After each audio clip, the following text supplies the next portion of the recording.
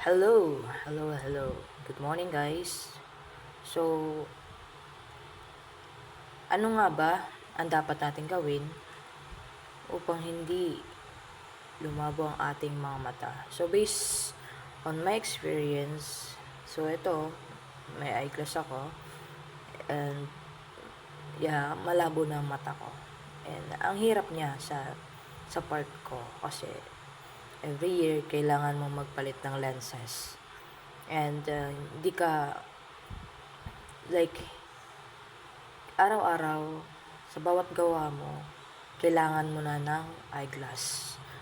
So, para maiwasan yon, ingatan mo ang iyong paningin. Huwag ka magpupuyat. Or kahit, pwede ka naman magpuyat, pero huwag mong basain yung mata mo. Like, huwag kang magwawash, maghihilamos. Pwede naman gumamit ka lang ng mga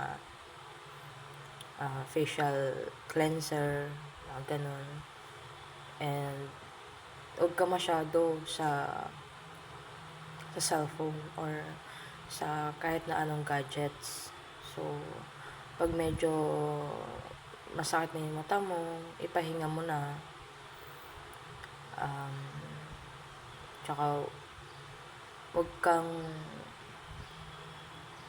huwag mong babasahin yung mata mo pag pagod. Tulad nga nung pagpuyat, ganun. Kasi mahirap talaga kapag malabo na yung mata mo. Isa pa doon, hindi mo na makukuha yung trabaho na gusto mo. Yung gusto mong pumasok sa pabrika, gusto mong pumasok sa Tri-Bureau, BFE or what. Hindi mo na magagawa yung kasi nga malabo na mata mo. Isa sa requirements, ang dapat ay malinaw ang iyong paningin.